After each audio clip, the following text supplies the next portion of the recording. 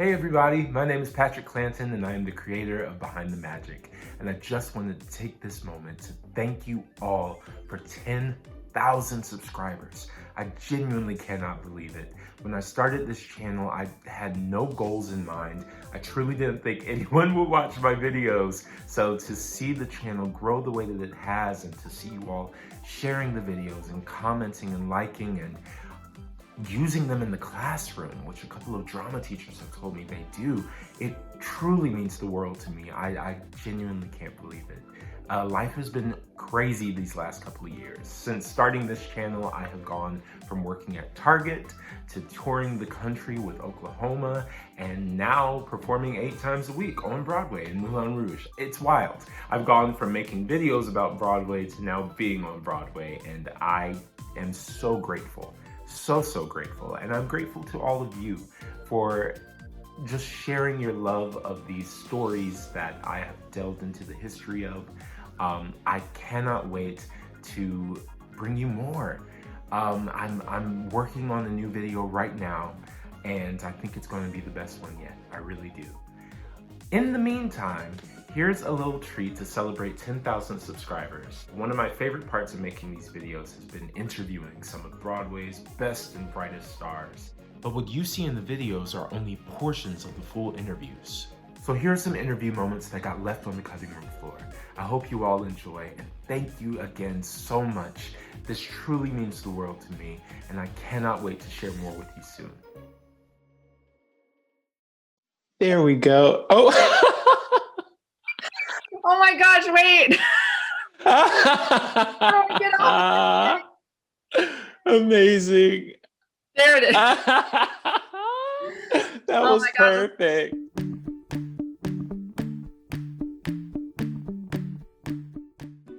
So, Kristin, I've met a few times now, and it's been really special, you know, from those first inspiring moments, having seen her play Glinda in Wicked on Broadway.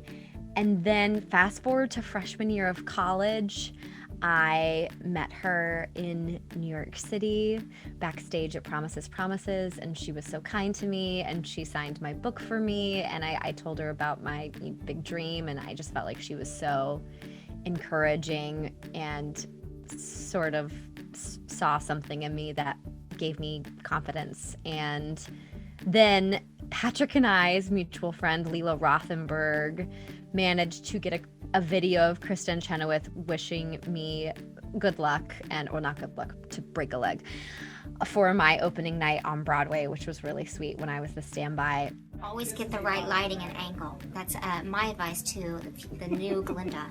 Have so much fun while you're on. Enjoy the audience. Just listen and make them laugh, because that's all they want to do is laugh. And then, I had the opportunity to be part of her Broadway show for the girls. They wanted me to do sort of a Glinda masterclass, and she brought out the wand, and I got to sing a little bit of Popular, and that was a riot. I mean, she's the queen of comedy, and just made me laugh and cry. And I mean, that was a dream come true, to perform on a Broadway stage with your idol. You know, they always say don't meet your heroes, but I think if your hero is Kristin Chenoweth, like, you're in for a treat.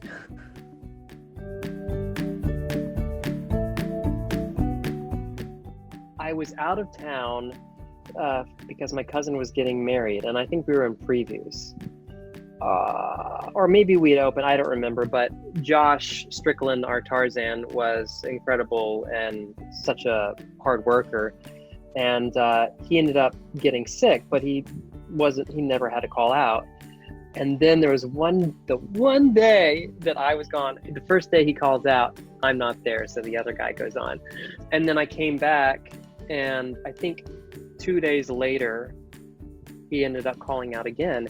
And it just so happened to work out even better because my parents were in town, because they came up for the wedding. They were staying with me. So they were there to watch me go on, and they were waiting in line to get tickets. And somebody said, hey, I'm trying to sell tickets. Does anybody want the half price? And my parents were right there, and they said, sure. And they were house seats. They were like 6 rows center. Wow. And another high school friend of mine, I grew up with this girl and her partner were coming to see the show that night. And they had tickets right next to my parents. Yeah. I mean, if that isn't preordained, you know. I mean, I was super nervous, but it was just amazing. The cast was so supportive, and you know, it's the first time also that your cast members see what you can do sometimes. I remember that particularly with Memphis when I went on for a Hewing Memphis. I don't know, it's just an incredible electric experience. And luckily I had done a lot of my track in the ensemble role, my ensemble role had a lot of flying in it. Mm-hmm. So I had that experience with me, but you literally have to climb up above the dome in the Richard Rodgers Theater to get on the platform because you enter from the back of the house. And it's just so cool to think I'm above the audience right now in this ancient theater in between the walls. And I'm about to do this. And it was a blast. Yeah.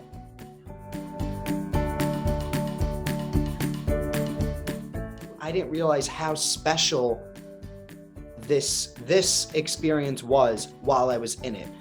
It made sense, but I didn't realize how it won't come around often. So like we would do a press event, we would call them, like an appearance probably like once every 6 months, even more frequently than that.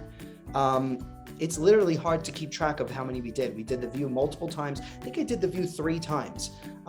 Good Morning America, Dancing with the Stars, the Tonys twice.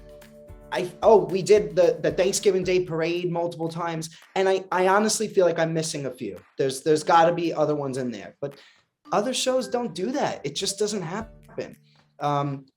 So a favorite one, I think it was pretty special when we took over the Good Morning America studio. I think that was a different concept than had ever been done before. And that was really, really cool. And the choreography and direction, which was by Chris Gattelli and Lou Castro, that was pretty spectacular. You know, like shows usually just do a performance on the stage and it's always great. But this was different. We were in the hallways. We were in the control room. We were literally taking over. We went, the concept was for us to go from the Nederlander through the streets of New York and take over the Good Morning America studio and then wind up on the stage. And to me, that was just so special and so different.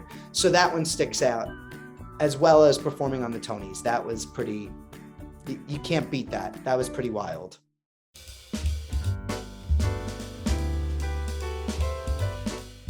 One time we were in the finale and there were a few different versions of the finale, and it was the Denver tryout and we were in our mermaid outfits. And I remember I was standing, I think Bobby Creighton was on one side of me and I think Adrian was nearby, Adrian Bailey. And I'm standing there singing, holding my bouquet, and all of a sudden I'm looking up at all of these lights. I didn't realize I had accidentally put my weight in my heels. And I slipped and fell on my back. And somehow the tail went out to the side. So I didn't break the tail, which was good because they were very expensive. But I had to scramble up with the help of my colleagues. And I remember seeing people see what happened. And the Murr sisters, like the tails were kind of high. And all you saw was them shaking because they were trying not to laugh as they sang, but their bodies were moving. Oh, I will never forget that. It was humbling and hilarious at the same time.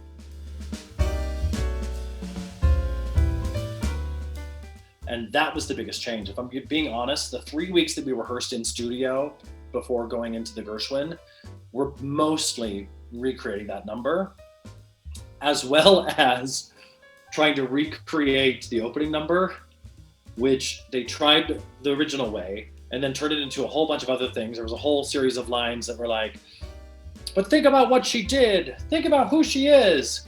And my line at that point was, we all have problems. And then everybody would say, and we didn't turn out wicked. But they tried all these different crazy ways to do the opening. And of course it ended up being just what it was at the beginning. After they tweaked it and tweaked it, and they're like, okay, this wasn't broke, let's not fix it.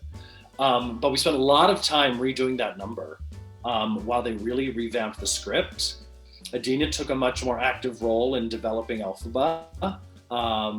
And it was, so she and Mantello and Winnie Holtzman were locked away for a lot of those days while we were in the studio figuring out what this major dance number and the show was going to be. But, you know, even in that process of re-rehearsing, there were things that get jostled around. And one day in particular, I was devastated, Patrick, because I had a singing solo line at the top, in the top of Act 2 number. I hear some rebel animals are giving her food and shelter. That was my line all through San Francisco. And one day Stephen Schwartz, because then we lost Stephanie. Stephanie went to play Liza in The Boy from Oz, and that's when Christy Cates joined the company. So Christy's in rehearsing with us now for the first time. And Stephen's like, okay, let's go from that side, from that part of the show. We're singing. And Stephen Schwartz goes, okay, Ben, you know what? Let's put your line on Christy, and Ben, you sing this other line. Well, I had never thought to learn the other line. I just had my one line, and I didn't know how to do that one. And in like 3 seconds, this was a very hard day. In 3 seconds, I lost that line. I lost my line to Christy Cates. I hear some rebel animals are giving her food and shelter. We're still in a fight about it. I'll get her, don't worry. She knows how I feel. I'm enraged. She's apologized publicly. But you know, there's just so many things that get tweaked and moved around, and you know, finally getting it to New York was just awesome.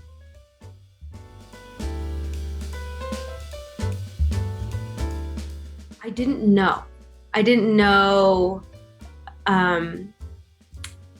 how big this would get, this show. I was doing my job and doing what I loved. And I was still, I mean, it was a few years out of school at the time, but like I knew what I learned, how to approach a character. And I was excited about it. I was excited that I didn't have the film to pull from. I was excited and scared, you know, like Little Red. Just that I didn't have that, so I didn't know what was expected really, but I had the script, and I know Harvey. I didn't know him before that, but I knew that he's a funny man. So like there's humor within her. And also I had history to pull from.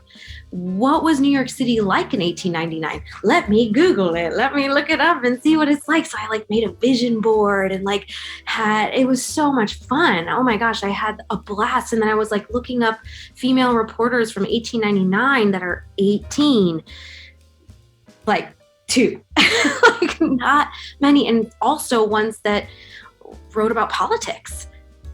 That was a no-no. And so all of this information was like, it filled me. I was so excited about it. I really pulled from Nellie Bly, who was an investigative journalist in the turn of the century, who actually worked for Pulitzer at one point. And she was ahead of her time and fearless and like would put herself in just crazy situations because she was like, no, I can do it. She's like proving people wrong all the time. I was just like, wow, this is Katherine. Jack Feldman, who was the lyricist icon also. So Jack Feldman gave me this board game that's based on Nellie Bly's around the world journey that she did and she reported on. And I have it up in my living room. I like still look at it and think, wow, she's amazing. She's such an inspiration. But so I was excited to do all my research and really try to create her from the ground up and from the inside out. I also didn't know the expectation. I didn't realize how big this show would get. And I think had I known, I would feel overwhelmed and feel this like, oh gosh, is this good enough? Am I doing this right? I just could stay in my lane and stay in what I know how to do. And I'm so grateful.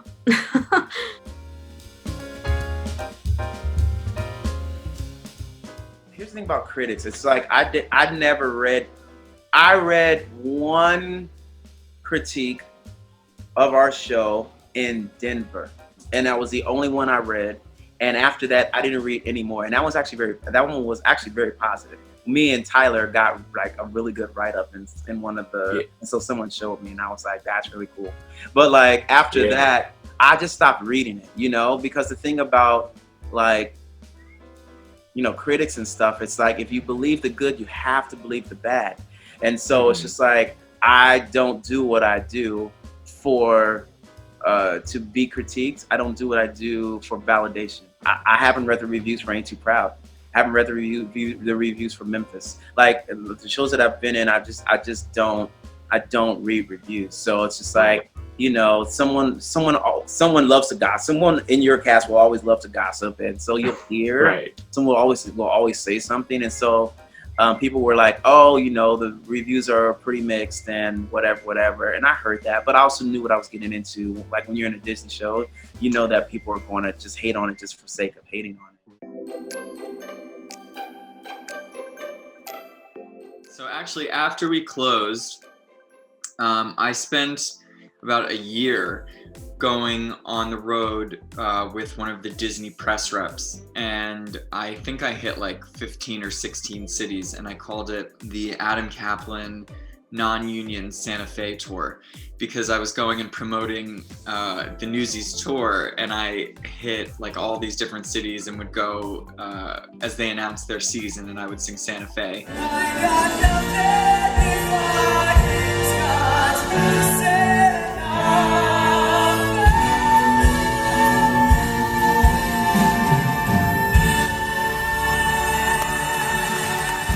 I think probably for about a third of those, maybe 8 of the Newsies came as well, and we did Carrying the Banner, and then I did Santa Fe.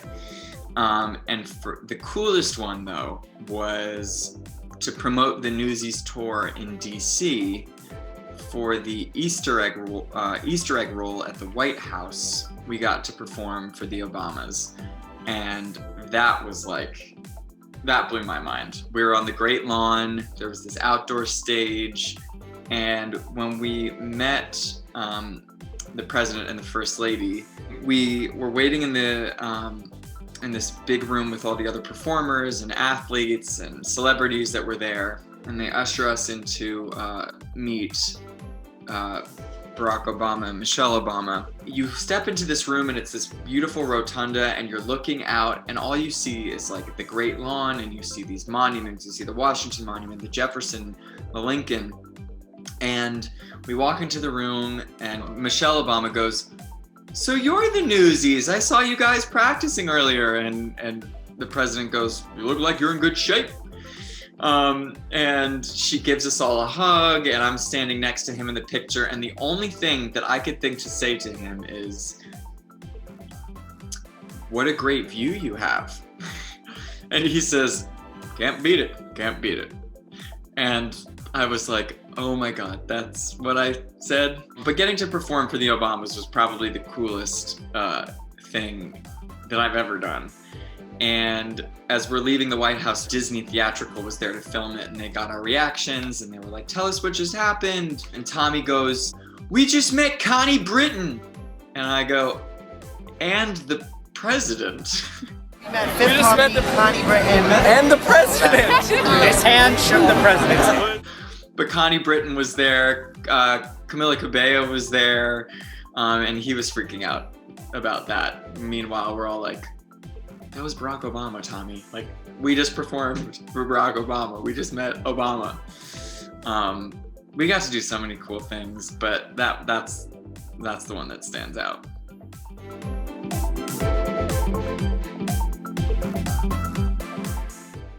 The irony is that even though I had a fear of heights, I've always had a dream.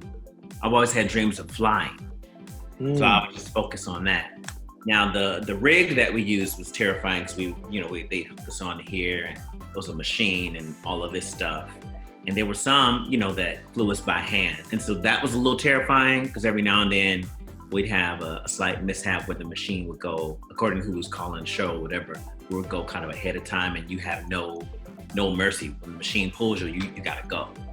Right. So that took some getting used to, but then I could kind of feel and anticipate kind of what was what, and I actually had fun flying.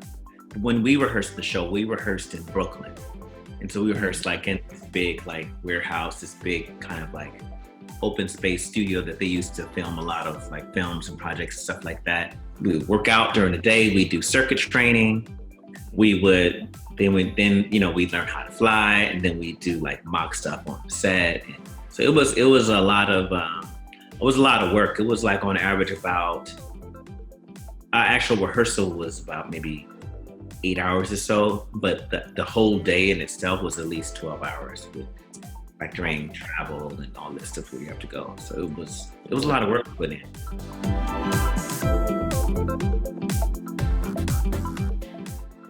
Oh my gosh, I was such a fan of the movie. I grew up watching and just, it's funny because I always wondered when was Newsies gonna be on Broadway before it was there.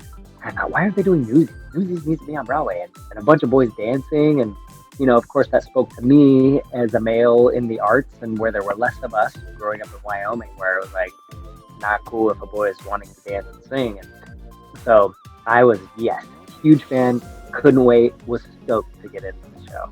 Newsies was literally such a hard show because you had to tumble. We're on a steel stage, and you're jumping and you're singing like B flats and C sharps, and not when we were jumping. I was standing when I was singing the C sharp, but when we were like jumping, you're singing like A's and B's, and that's hard, So you're yelling these loud high notes, and you're supposed to kind of like have it with a yelling feel because you're on the streets and we're kind of street rat kids, and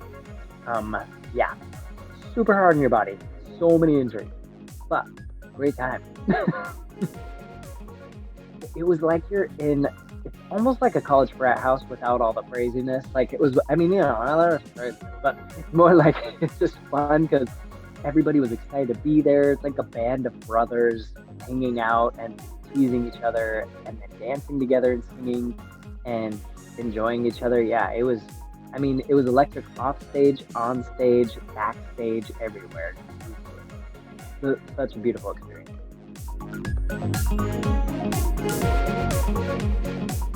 Here's the thing.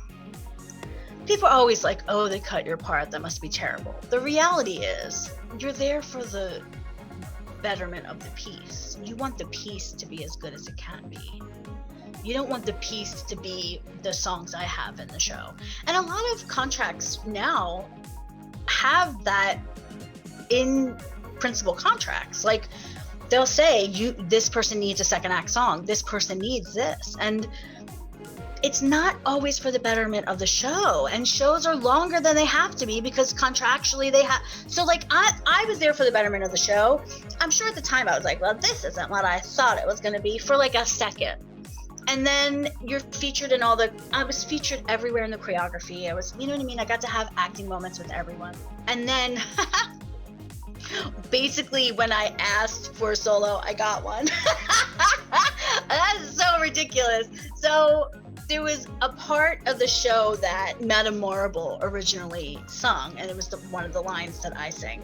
And she sort of painted the picture. Like a terrible green blizzard, throughout the land she flies, defaming a poor wizard with her calumnies and lies. And so they changed it to having all of us come in and have solos. And when they were giving out the solos, they just kept giving it to men. And I was like, excuse me, are you gonna give a lady one of those solos? Because right now all the men have all the solos. And Stephen Ramos was like, fine, Deitch, you can have a solo. And I was like, it wasn't even about me, guys. It wasn't even about me. So then they kind of got to make it whatever key, like, you know what I mean? Like, it's in a great key for my voice, which is nice. Like some terrible green blizzard, throughout the land she flies.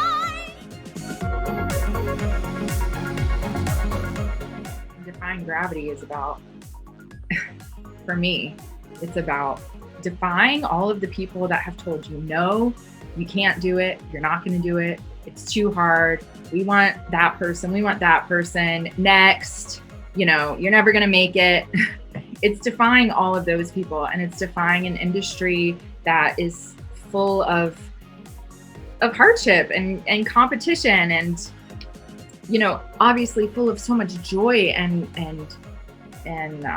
inspiration as well, and miracles. But it's like you have to be in it for the long haul, and you have to take a lot of rejection and a lot of like ego punches to really stay in this business. So yeah, Defying Gravity is like, whew, it's a very emotional number for many reasons, obviously for Elphaba, and then yeah, for my journey with the show specifically, I hope that in that moment I'm able to inspire someone who is in a similar place that I was at when I first saw that number in that show.